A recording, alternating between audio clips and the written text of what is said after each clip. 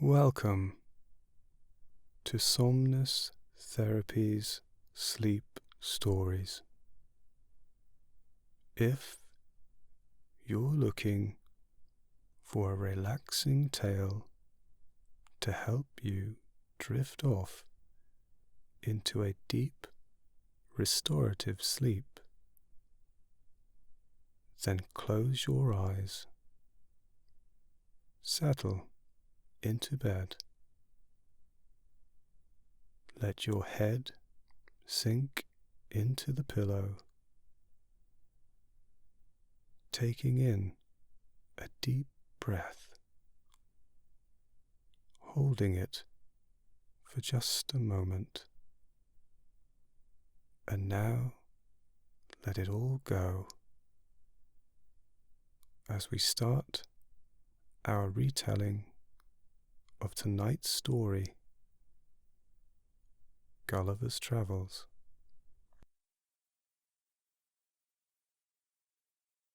Part 1. A Voyage to Lilliput. Chapter 1. My father had a small estate in Nottinghamshire. I was the third of 5 sons. He sent me to Emmanuel College in Cambridge at 14 years old, where I resided 3 years and applied myself close to my studies. But the charge of maintaining me, although I had a very scanty allowance, being too great for a narrow fortune, I was bound apprentice to Mr. James Bates, an eminent surgeon in London, with whom I continued 4 years. My father, now and then, sending me small sums of money, I laid them out in learning navigation and other parts of the mathematics, useful to those who intend to travel, as I always believed it would be, some time or another, my fortune to do. When I left Mr. Bates, I went down to my father, where, by the assistance of him and my Uncle John, and some other relations, I got £40 and a promise of £30 a year to maintain me at Leyden. There I studied physic 2 years and 7 months, knowing it would be useful in long voyages. Soon after my return from Leyden, I was recommended by my good master, Mr. Bates, to be surgeon to the Swallow, Captain Abraham Pannell, commander, with whom I continued 3 years and a half, making a voyage or 2 into the Levant and some other parts. When I came back, I resolved to settle in London, to which Mr. Bates, my master, encouraged me, and by him I was recommended to several patients. I took part of a house in the old jewellery, and being advised to alter my condition, I married Mrs. Mary Burton, second daughter to Mr. Edmund Burton, hosier, in Newgate Street, with whom I received £400 for a portion. But my good Master Bates, dying in 2 years after, and I having few friends, my business began to fail, for my conscience would not suffer me to imitate the bad practice of too many among my brethren. Having therefore consulted with my wife and some of my acquaintance, I determined to go again to sea. I was surgeon successively in 2 ships, and made several voyages for 6 years to the East and West Indies, by which I got some addition to my fortune. My hours of leisure I spent in reading the best authors, ancient and modern, being always provided with a good number of books, and when I was ashore, in observing the manners and dispositions of the people, as well as learning their language, wherein I had a great facility, by the strength of my memory. The last of these voyages, not proving very fortunate, I grew weary of the sea and intended to stay at home with my wife and family. I removed from the Old Jewry to Fetter Lane, and from thence to Wapping, hoping to get business among the sailors, but it would not turn to account. After 3 years' expectation that things would mend,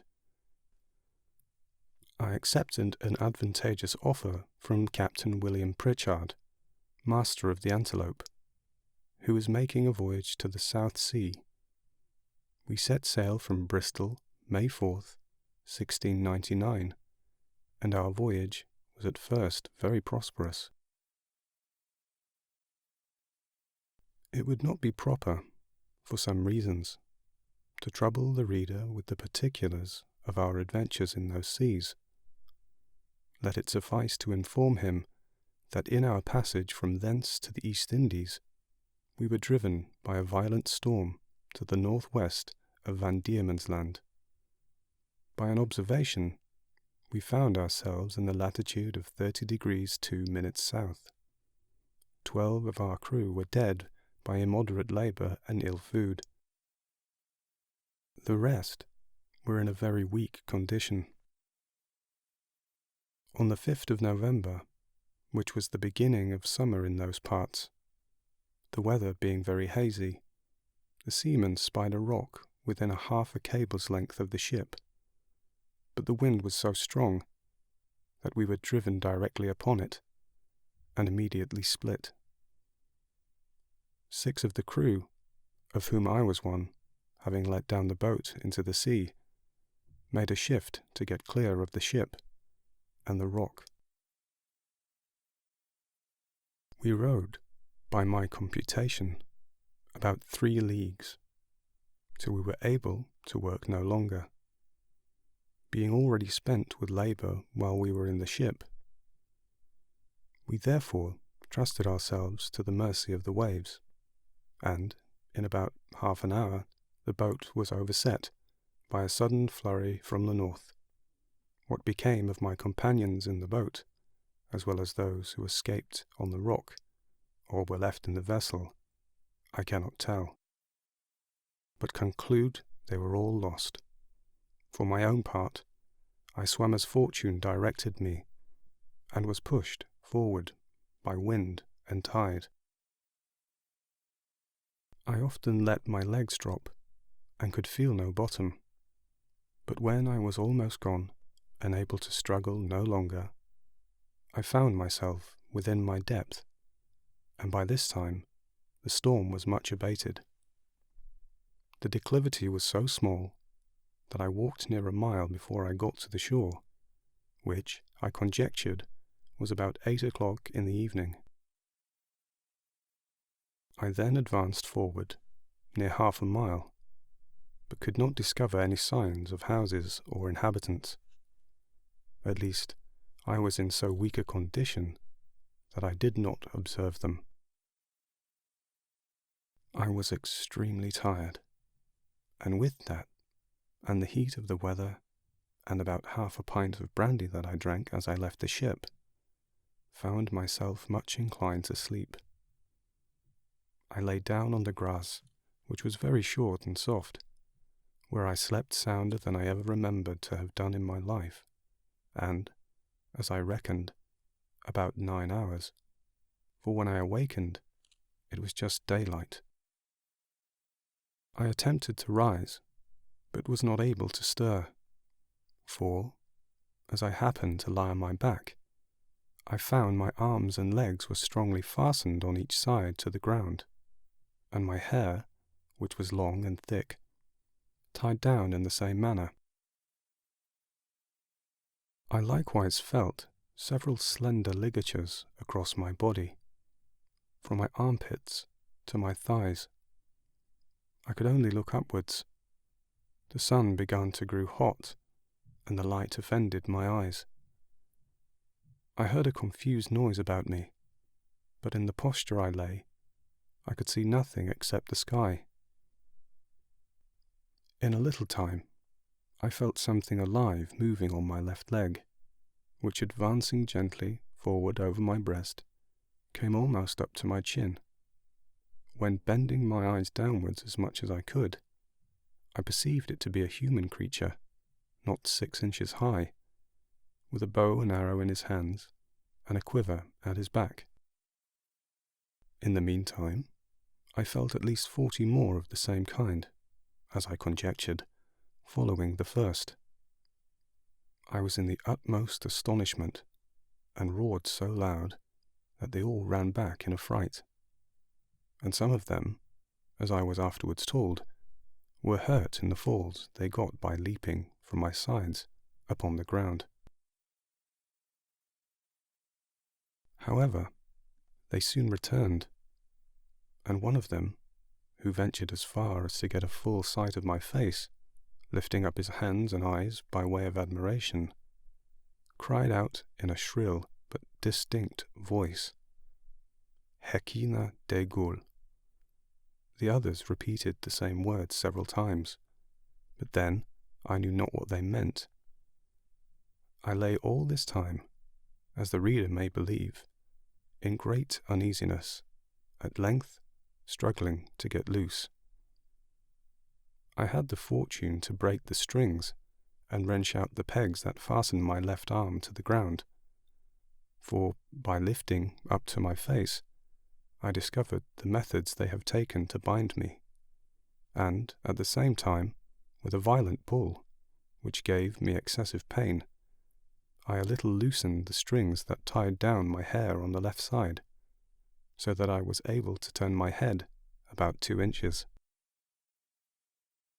But the creatures ran off a second time before I could seize them, whereupon there was a great shout in a very shrill accent, and after it ceased, I heard one of them cry aloud, "Tolgo Phonak," when in an instant I felt above 100 arrows discharged on my left hand, which pricked me like so many needles, and besides, they shot another flight into the air, as we do bombs in Europe, whereof many, I suppose, fell on my body, though I felt them not, and some on my face, which I immediately covered with my left hand. When the shower of arrows was over, I fell a-groaning with grief and pain, and then striving again to get loose, they discharged another volley larger than the first, and some of them attempted with spears to stick me in the sides, but by good luck I had a buff jerkin, which they could not pierce. I thought it the most prudent method to lie still, and my design was to continue so till night, when, my left hand being already loose, I could easily free myself, and as for the inhabitants, I had reason to believe I might be a match for the greatest army they could bring against me, if they were all the same size with him that I saw. But fortune disposed otherwise of me. When the people observed I was quiet, they discharged no more arrows, but, by the noise I heard, I knew their numbers increased, and about 4 yards from me, over against my right ear, I heard a knocking for above an hour, like that of people at work. When turning my head that way, as well as the pegs and strings would permit me, I saw a stage erected about 1.5 feet from the ground, capable of holding 4 of the inhabitants, with 2 or 3 ladders to mount it, from whence one of them, who seemed to be a person of quality, made a long speech, whereof I understood not 1 syllable. But I should have mentioned that before the principal person began his oration, he cried out 3 times, "Langro de Hulsan." These words and the former were afterwards repeated and explained to me, whereupon, immediately, about 50 of the inhabitants came and cut the strings that fastened the left side of my head, which gave me the liberty of turning it to the right, and observing the person and gesture of him that was to speak. He appeared to be of a middle age, and taller than any of the other 3 who attended him, whereof one was a page that held up his train, and seemed to be somewhat longer than my middle finger. The other 2 stood one on each side to support him. He acted every part of an orator, and I could observe many periods of threatenings, and others of promises, pity, and kindness. I answered in a few words, but in the most submissive manner, lifting up my left hand and both my eyes to the sun, as calling him for a witness, and, being almost famished with hunger, having not eaten a morsel for some hours before I left the ship, I found the demands of nature so strong upon me that I could not forbear showing my impatience, perhaps against the strict rules of decency, by putting my finger frequently to my mouth to signify that I wanted food. The Hergo, for so they call a great lord, as I afterwards learnt, understood me very well. He descended from the stage and commanded that several ladders should be applied to my sides, on which above 100 of the inhabitants mounted and walked towards my mouth, laden with baskets full of meat, which had been provided and sent thither by the king's orders, upon the first intelligence he received of me. I observed there was the flesh of several animals, but could not distinguish them by taste. There were shoulders, legs, and loins, shaped like those of mutton, and were very well dressed, but smaller than the wings of a lark. I ate them by 2 or 3 at a mouthful, and took 3 loaves at a time, about the bigness of musket bullets. They supplied me as fast as they could, showing 1,000 marks of wonder and astonishment at my bulk and appetite. I then made another sign, that I wanted drink. They found by my eating that a small quantity would not suffice me, and being a most ingenious people, they slung up, with great dexterity, one of their largest hogsheads, then rolled it towards my hand and beat out the top. I drank it off at a draught, which I might well do, for it did not hold half a pint, and tasted like a small wine of Burgundy, but much more delicious. They brought me a second hogshead, which I drank in the same manner, and made signs for more, but they had none to give me. When I had performed these wonders, they shouted for joy and danced upon my breast, repeating several times as they did at first, Hekina degul. They made me a sign that I should throw down the 2 hogsheads, but first warning the people below to stand out of the way, crying aloud, Borach Mekavala. And when they saw the vessels in the air, there was a universal shout of Hekina degul. I confess, I was often tempted, while they were passing backwards and forwards on my body, to seize 40 or 50 of the first that came in my reach, and dash them against the ground.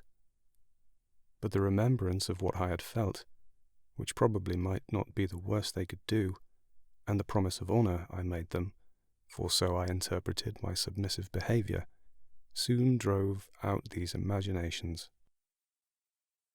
Besides, I now considered myself as bound by the laws of hospitality to a people who had treated me with so much expense and magnificence. However, in my thoughts, I could not sufficiently wonder at the intrepidity of these diminutive mortals, who durst venture to mount and walk upon my body, whilst one of my hands was at liberty, without trembling at the very sight of so prodigious a creature as I must appear to them.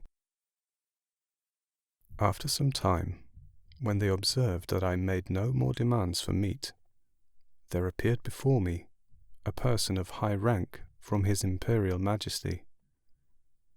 His Excellency, having mounted on the small of my right leg, advanced forwards up to my face, with about a dozen of his retinue, and producing his credentials under the signet royal, which he applied close to my eyes, spoke about 10 minutes without any signs of anger, but with a kind of determinate resolution, often pointing forwards, which, as I thereafterwards found, was towards the capital city, about half a mile distant, whither it was agreed by His Majesty in council that I must be conveyed. I answered in few words, but to no purpose, and made a sign with my hand that was loose, putting it to the other, but over His Excellency's head, for fear of hurting him or his train, and then to my own head and body, to signify that I had desired my liberty. It appeared that he understood me well enough, for he shook his head by way of disapprobation, and held his hand in a posture to show that I must be carried as a prisoner. However, he made other signs to let me understand that I should have meat and drink enough, and very good treatment. Whereupon I once more thought of attempting to break my bonds, but then again, when I felt the smart of their arrows upon my face and hands, which was all in blisters, and many of the darts still sticking in them, and observing likewise that the number of my enemies increased, I gave tokens to them to let them know that they might do with me what they pleased. Upon this, the Hergo and his train withdrew with much civility and cheerful countenances. Soon after, I heard a general shout, with frequent repetitions of the word Peplon Salan, and I felt great numbers of people on my left side, relaxing the cords to such a degree that I was able to turn upon my right and to ease myself with making water, which I very plentifully did, to the great astonishment of the people, who, conjecturing by my motion what I was going to do, immediately opened to the right and left of that side, to avoid the torrent, which fell with such noise and violence from me. But before this, they had daubed my face and both my hands with a sort of ointment, very pleasant to the smell, which, in a few moments, removed all the smart of their arrows. These circumstances, added to the refreshment I had received by their victuals and drink, which were very nourishing, disposed me to sleep. I slept about 8 hours, as I was afterwards assured, and it was no wonder, for the physicians, by the Emperor's orders, had mingled a sleepy potion in the hogsheads of wine. It seems that upon the first moment I was discovered sleeping on the ground, after my landing, the Emperor had early notice of it by an express, and determined in council that I should be tired in the manner I have related, which was done in the night while I slept, that plenty of meat and drink should be sent to me, and a machine prepared to carry me to the capital city. This resolution perhaps may appear very bold and dangerous, and I am confident would not be imitated by any prince in Europe on the like occasion.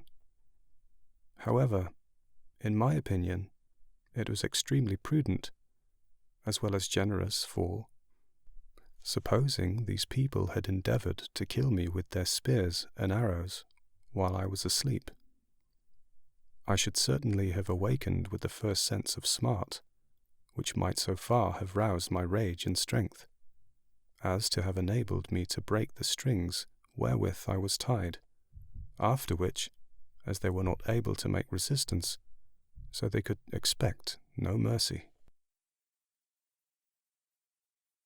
These people are most excellent mathematicians, and arrived to a great perfection in mechanics, by the countenance and encouragement of the Emperor, who is a renowned patron of learning. This prince has several machines fixed on wheels, for the carriage of trees and other great weights. He often builds his largest men of war, whereof some of these are 9 feet long, in the woods where the timber grows. And he carried them down on these machines 300 or 400 yards to the sea. 500 carpenters and engineers were immediately set at work to prepare the greatest engine they had. It was a frame of wood, raised 3 inches from the ground, about 7 feet long and 4 wide, moving upon 22 wheels. The shout I heard was upon the arrival of this engine, which, it seems, set out in 4 hours after my landing. It was brought parallel to me as I lay, but the principal difficulty was to raise and place me in this vehicle.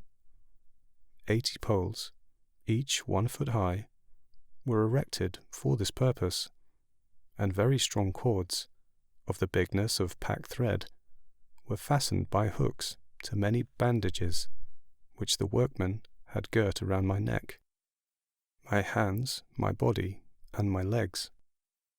900 of the strongest men were employed to draw up these cords by many pulleys and fastened on the poles, and thus, in less than 3 hours, I was raised and slung into the engine, and there tied fast.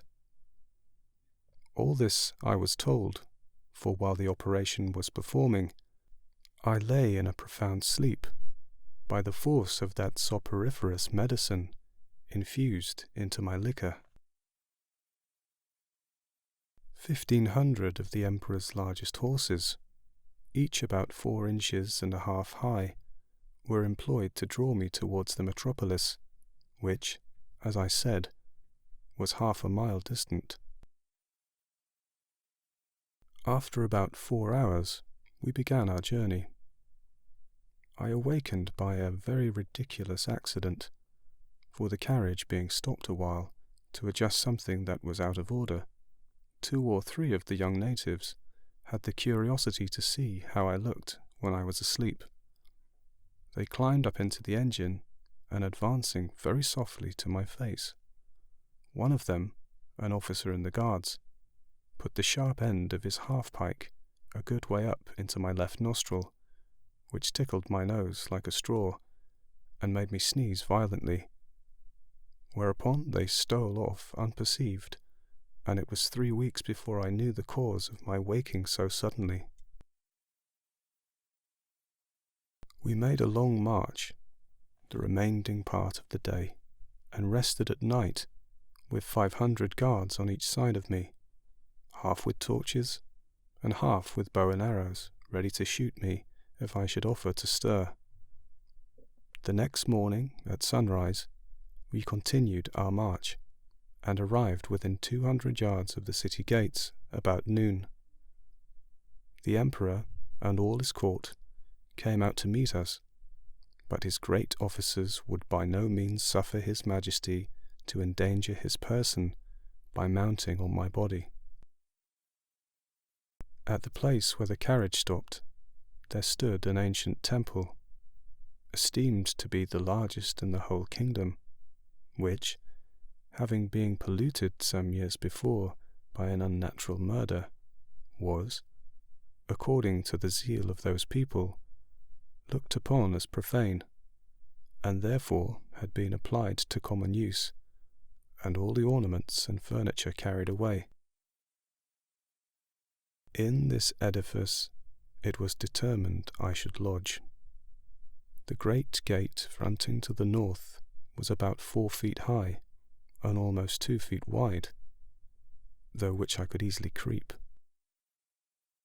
On each side of the gate was a small window, not above 6 inches from the ground.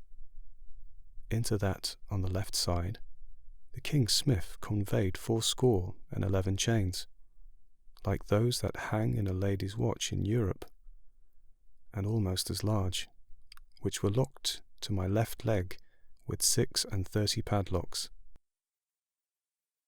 Over against this temple, on the other side of the great highway, at 20 feet distance, there was a turret at least 5 feet high.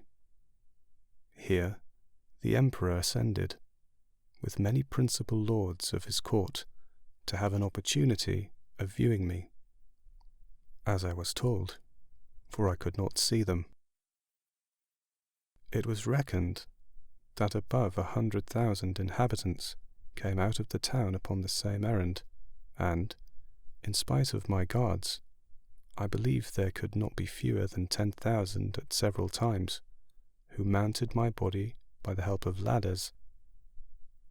But a proclamation was soon issued to forbid it upon pain of death. When the workmen found it was impossible for me to break loose, they cut all the strings that bound me, whereupon I rose up, with as melancholy a disposition as I ever had in my life. But the noise and astonishment of the people at seeing me rise and walk are not to be expressed. The chains that held my left leg were about 2 yards long, and gave me not only the liberty of walking backwards and forwards in a semicircle, but, being fixed within 4 inches of the gate, allowed me to creep in and lie at my full length in the temple.